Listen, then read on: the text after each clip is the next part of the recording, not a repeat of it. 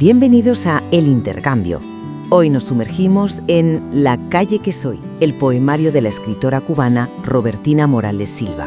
Una obra que, tras ganar el premio Delfín, la crítica describió casi de forma unánime como un trabajo de tono esperanzador.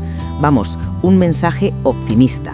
Sí, esa es la lectura oficial.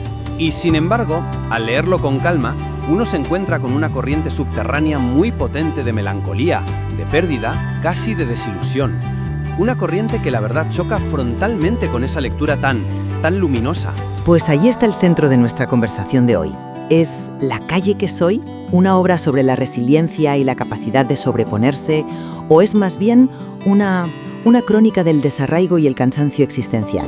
Yo estoy convencida de que, a pesar de sus sombras, y las tiene, el libro es una afirmación rotunda de la esperanza. Pues yo voy a sostener justo lo contrario. Para mí el sentimiento que lo impregna todo, de verdad, es el de la pérdida. Y la esperanza, cuando aparece, se presenta más como una aspiración frágil, casi desesperada, que como una convicción real. A ver, yo parto de una idea central. La obra no es que niegue el dolor, sino que lo trasciende, lo usa como punto de partida. Y para mí, el poema que funciona como una declaración de principios es Todavía. Es un texto que es crucial. Ella reconoce de entrada que su optimismo está más hueco, agujereado, maltrecho y muy vejado. O sea, no se engaña a sí misma. Pero ¿cómo termina? Con una afirmación tajante. Todavía mi optimismo es aire, mi esperanza ave. Esto no es optimismo ingenuo, es una elección consciente. Es la decisión de mantener la esperanza no a pesar del sufrimiento, sino precisamente por haberlo conocido. Y esta actitud la vemos en todo el libro. Por ejemplo, en la fe en la conexión humana de Balada para un amigo nuevo, o en la celebración del amor por encima de la distancia en Para cuando te alejes. Y sobre todo, en la fe en valores universales, como en su homenaje a John Lennon, Por encima de todo, que cierra diciendo que por encima de todo está el amor.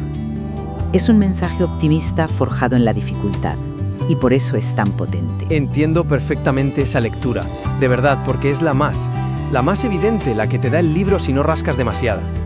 Pero mi sensación es que esa interpretación minimiza el peso, que para mí es abrumador, de la soledad y la pérdida que empapan casi todos los poemas. Fíjate, para mí el verdadero corazón emocional del libro no es Todavía, es un pedazo de mar. Ese poema es una herida abierta.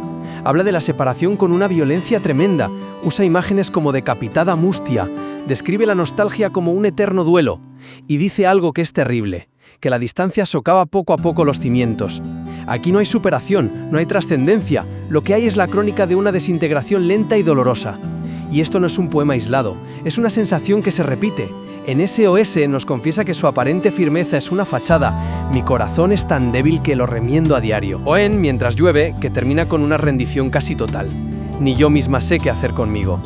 El poemario es un mapa del dolor. La esperanza, si existe, es un destello lejano en un paisaje muy oscuro. No es el faro que lo guía todo. Claro, pero es que precisamente esa oscuridad es lo que da valor a los destellos de luz.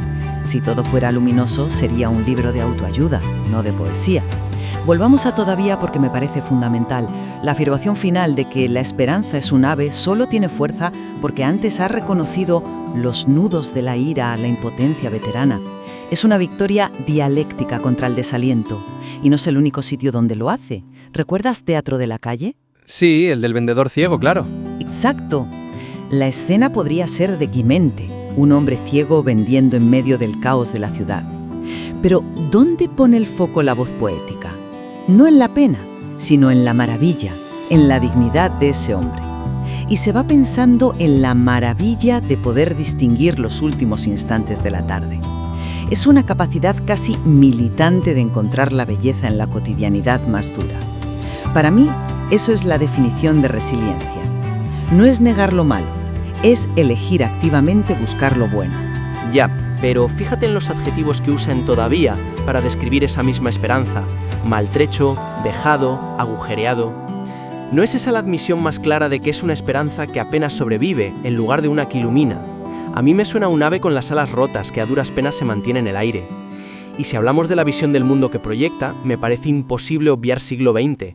Es que ese poema es una aniquilación de cualquier optimismo simple. Es un poema muy duro, sí, te lo concedo. duro, es desolador.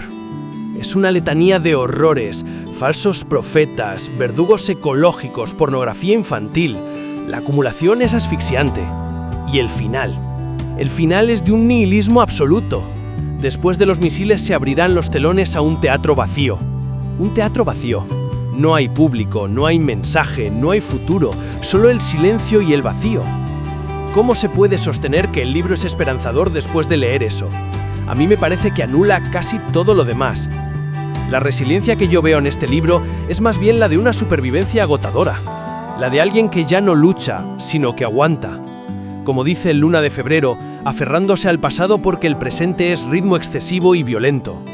Y confiesa, la mujer que soy no quiere cambios. Eso no es esperanza, es el puro agotamiento de quien solo quiere protegerse del presente. No, eso no me encaja, porque si fuera así, si solo fuera agotamiento, el libro no propondría las soluciones que propone. Ignoras los mecanismos que la propia poeta construye para combatir esa desolación. Y esto me lleva al tema de las relaciones humanas, que creo que es donde mi argumento se hace más fuerte. Sí, Un pedazo de mar es un poema de un dolor inmenso, no lo voy a negar. Describe la fractura. Pero es que el poemario también te ofrece la sutura. La respuesta está en para cuando te alejes. La respuesta.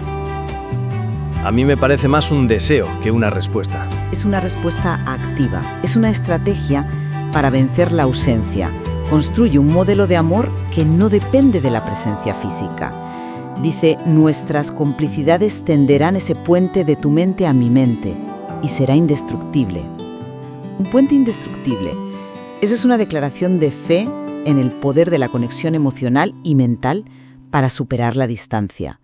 Es una solución, una herramienta. Y no es un caso aislado. Poemas como Gacela y Alce o Deseo son celebraciones de una pasión carnal que es vital, afirmativa. En Deseo habla de una unión brutalmente honesta. Ahí no hay melancolía ni agotamiento, hay una afirmación rotunda de la vida y del encuentro físico como fuente de energía. Vale, te concedo que esos poemas son vitales, pero ¿no te das cuenta de que a menudo parten de la ausencia? Fíjate en el inicio de Gacela y Alce. Si pudiera decirte lo que siento, es un condicional. Describe al amado como distante e inalcanzable.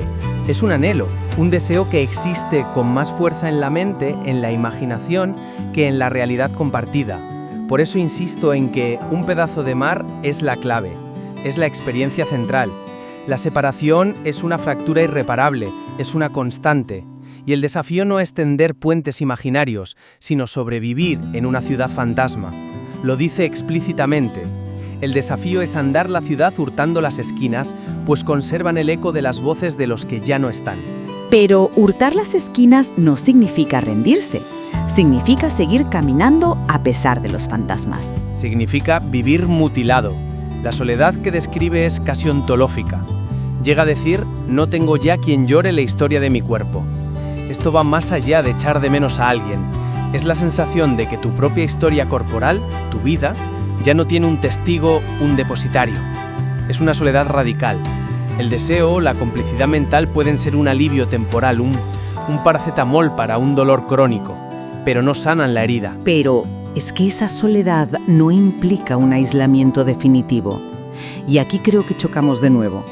¿La voz poética es una observadora aislada o es alguien que, a pesar de todo, busca y encuentra conexión? Yo sostengo sin duda lo segundo.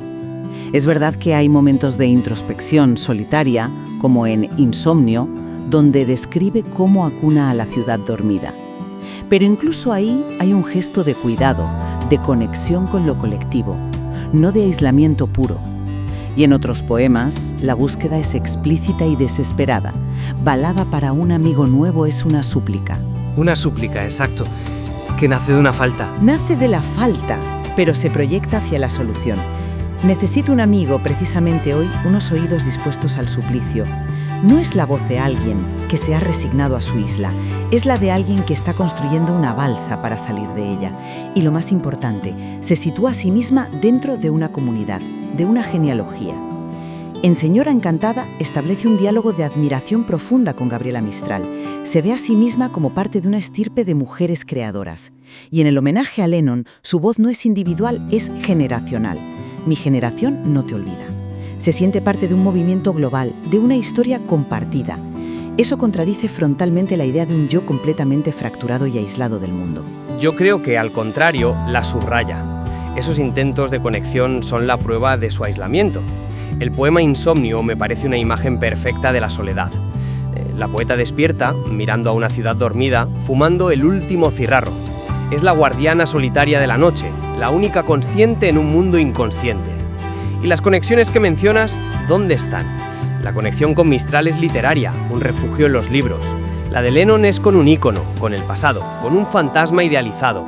Y la conexión con el presente, con el mundo tangible, está en la calle, en el vendedor ciego, en el amigo que busca. En el poema Desconocidos, el encuentro amoroso ocurre entre simples viajeros extraviados, completamente aislados y aturdidos. Se unen desde la soledad, pero la soledad es la condición de partida y probablemente la de llegada. En Siglo XX, el poema del que hablábamos antes, ella describe su propio cuerpo como partido en dos. Es el reflejo de una fractura interna insalvable frente a un mundo caótico que no puede ni quiere integrar. Para mí la voz poética es una isla, sí, una isla muy lúcida, muy sensible, que a veces lanza mensajes en una botella o recibe la visita de algún náufrago, pero sigue siendo una isla. En mi conclusión, entonces, reafirmo mi posición. La calle que soy es por encima de todo un testimonio de la fortaleza del espíritu. Robertina Morales Silva no es una ingenua, no ignora el dolor, la pérdida o la brutalidad del mundo. Al contrario, los mira de frente, los disecciona. Y es precisamente desde ese conocimiento que construye sus refugios: el amor, la amistad, la memoria compartida, el arte. La esperanza que se respira en sus versos es por eso mismo mucho más valiosa y creíble.